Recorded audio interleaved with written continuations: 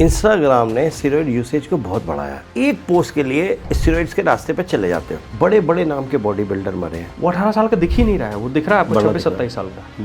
Fitness industry भी लोगों की इनसिक्योरिटी पे ही बिजनेस और धंधा बना रही है अपना। बहुत ज्यादा मोटा हो गया, अब मुझे शादी करनी है तो लड़की मेरे को नहीं मिलेगी। जिन बच्चों को मैंने सजेस्ट किया ना, उनमें से एक हो गया था जॉन्डिस। कितना ज्यादा कॉमन हो गया है ये स्टेरॉइड का यूज होना। आज भले ही वो कुछ भी बात कर ले, लेकिन नुकसान तो है ही है। एग्जैक्टली। देखिए, इंस्टाग्राम ने स्टेरॉइड यूसेज को बहुत बढ़ाया। लोग इंस्टाग्राम ने कैसे बढ़ाया? देखिए, एक पोस्ट डालने के लिए आप जो ऑब्वियसली अपने इन्फ्लुएंसर्स को इम्प्रेस करने के लिए, खुद इन्फ्लुएंसर बनने के लिए, आपको एप्स बनाने के लिए, वो आप एक पोस्ट के लिए स्टेरॉइड्स के रास्ते पे चले जा रहे हो कि यार फलाना वाला तो यार देखो यार वो कहां से कहां पहुंच गया, उसे बढ़िया मसल वसल है, अपने स्टोरीज डालता है, अपने फोटोज डालता है, अपने वीडियोस डालता है, तो क्यों ना मैं ऐसा इन्फ्लुएंसर बन जाऊं। तो वो बनने के लिए मुझे बॉडी बनानी है। बॉडी बनाने के लिए मेरे पे रास्ता क्या है? सबसे शॉर्टकट स्टेरॉइड्स लेना। तो वो रास्ते पे निकल जाता है, जबकि सबको पता है at the end of the day नुकसानदायक है। अभी रिसेंट डेज में ही, कुछ ज़्यादा पीछे नहीं जाए, 2-4-6 महीने में बड़े बड़े नाम के बॉडी बिल्डर मरे हैं। वीरेन घुमन, मैं नहीं जानता, वो बोलते होंगे कि भाई ऐसे ही कोई कार्डियक अरेस्ट आया, पर कार्डियक अरेस्ट एक नॉर्मल आदमी जो ऑपरेशन कराने गया था, तो उसको कार्डियक अरेस्ट ऐसे कैसे, किसी को भी कैसे, कहाँ, कब सुना है हमने कि ऐसे कार्डियक अरेस्ट आ गया? तो कहीं ना कहीं स्टेरॉइड्स का हाथ रहा हुआ, कहीं ना कहीं थोड़ा बहुत रहा हो भले। हम बिल्कुल ये शक तो आता ही है कि हाँ स्टेरॉइड्स का अब्यूज रहा होगा। हाँ, और अभी हर महीने में सुनता हूँ कोई ना कोई बॉडी बिल्डर जा रहा होता है, और रीज़न वही होता है। प्रेशर भी तो है बॉडी बिल्डर्स को। एक कोई फिटनेस इन्फ्लुएंसर है, मैंने देखा कि आपस में भी एक दूसरे के कमेंट सेक्शन में लड़ते रहेंगे। वे कहेंगे तू तो बात ही मत कर, तेरे तो 6 पैक एब्स भी नहीं है, तो किस तरह का फिटनेस इन्फ्लुएंसर हुआ, तेरी एडवाइस कौन लेगा? पीयर प्रेशर है ना। तो अब वो इस चक्कर में वो भी चाह रहा है कि भाई मेरे को अपने 6 पैक एब्स, क्योंकि ये वैलिडेशन मिलता है कि आपके 6 पैक एब्स हैं, तभी आप फिट हो, और तभी आपकी एडवाइस मैं मानूंगा। ये चीज़ है। ये हालांकि हमने शुरू में भी बात की थी कि 6 पैक होना, आपने कहा कि वो इंडिकेटर नहीं है, कतई नहीं है, बल्कि वो अनहेल्दी होना ही है। ऑब्वियसली अनहेल्दी है। जितने टाइम आपने कभी अपनी लाइफ में 6 पैक एब्स लिए? मैंने तीन दफा निकाले, और तीनों दफे मुझे पता है किस स्ट्रेस से गुजरना होता है। आप है ना करीब 4 वीक 5 वीक बिना कार्ब के होते हो, दिमाग काम नहीं करता, ग्रम्पी हो जाते हो, लड़ते हो, चिड़चिड़े हो जाते हो। फिर है ना कुछ फैट बर्नर्स ले रहे होते हो, नींद नहीं आती आपके बॉडी में, जब डाइट नहीं है, कार्ब्स नहीं है, नींद नहीं आती। तीसरा, आप बीमार भी हो सकते हो, क्योंकि आपके बॉडी से बहुत सारा पानी निकाल रहे होते हो आप, किसी भी तरह से कैफीन लेके निकाल रहे होते हो, फैट बर्नर लेके निकाल रहे होते हो, सोडियम पोटेशियम बैलेंस बिगड़ जाता है। तो ऑब्वियस सी बात है, बिल्कुल रिस्की है जॉब ये। करेक्ट। एक एब्स निकालना हेल्दी नहीं है। It's a risky part of fitness industry. बावजूद इसके लोग जो है लगे पड़े हैं, इसके पीछे भाग रहे हैं। हाँ, ये 6 पैक एब्स आ जाएंगे तो पता नहीं क्या हो जाएगा।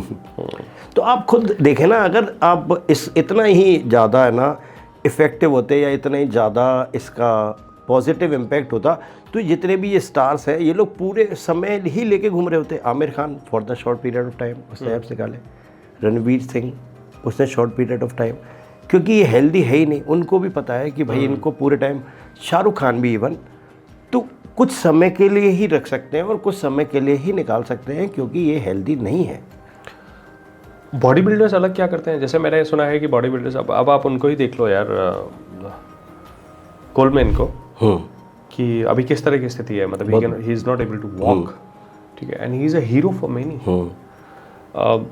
50-50 पिल्स इनकी डाइट होती है एक तरीके से, पूरे दिन में ये सब चीज़ें। तो ये बहुत अननेचुरल प्रैक्टिस तो है ही है ऑब्वियसली, बट बावजूद इसके क्यों आज की डेट में सबसे ज़्यादा युवा 18 साल का कोई बच्चा है, अब मैं इस पे भी थोड़ी सी बात करता हूँ। 18 साल का कोई लड़का है, ठीक है, वो 18 साल का दिख ही नहीं रहा है, वो दिख रहा है आपको 26-27 साल का। ठीक है, हम 18 साल के थे, हमें पता है कि हम मतलब कैसे बिल्कुल एकदम लप्पू झन्ना टाइप दिखते थे, है ना। और हम धीरे धीरे हमको टाइम लगा वहाँ तक, हम 24 के हुए थे, 24 के दिखे। तो ये जो है एजिंग इफेक्ट, कहीं ना कहीं आपकी बॉडी की 2 एज होती है, एक बायोलॉजिकल और एक क्रोनोलॉजिकल एज। बायोलॉजिकल एज तो बड़ी हो ही रही है ना।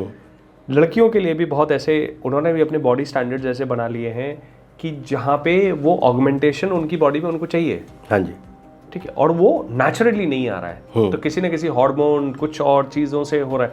तो क्या आप भी ऐसा देखते हो कि फिटनेस इंडस्ट्री भी लोगों की इनसिक्योरिटी पे ही बिजनेस और धंधा बना रही है अपना, इसी तरह की इनसिक्योरिटीज? फिटनेस इंडस्ट्री देखिए, आदमी फिटनेस के लिए कब जा रहा होता है? अगर हम इंडिया में देखें बेसिकली, मैंने मानना है इसका कुछ हद तक हम मान सकते हैं कि चलिए ठीक है, इनसिक्योरिटी की बहुत ज़्यादा मोटा हो गया, अब मुझे शादी करनी है तो लड़की मेरे को नहीं मिलेगी, तो उसकी आप इनसिक्योरिटी मान लो या उसकी ये समझ लो कि आखिरी समय की मजबूरी मान लो।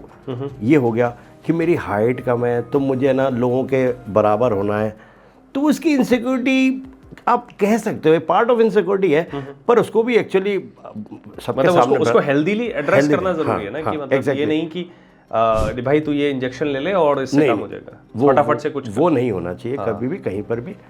कम से कम फिटनेस इंडस्ट्री में अगर कोई ऐसा कर रहा है तो वो अपने ऑब्वियसली यूथ को बेकार कर रहा है। आपने कभी कोई ऐसा एडवाइस दिया जिसको लेके आज आपको रिग्रेट होता हो कि यार मैंने ये चीज़ रिकमेंड करी और मुझे लगा कि शायद नहीं करना चाहिए था, जो अब पता चला?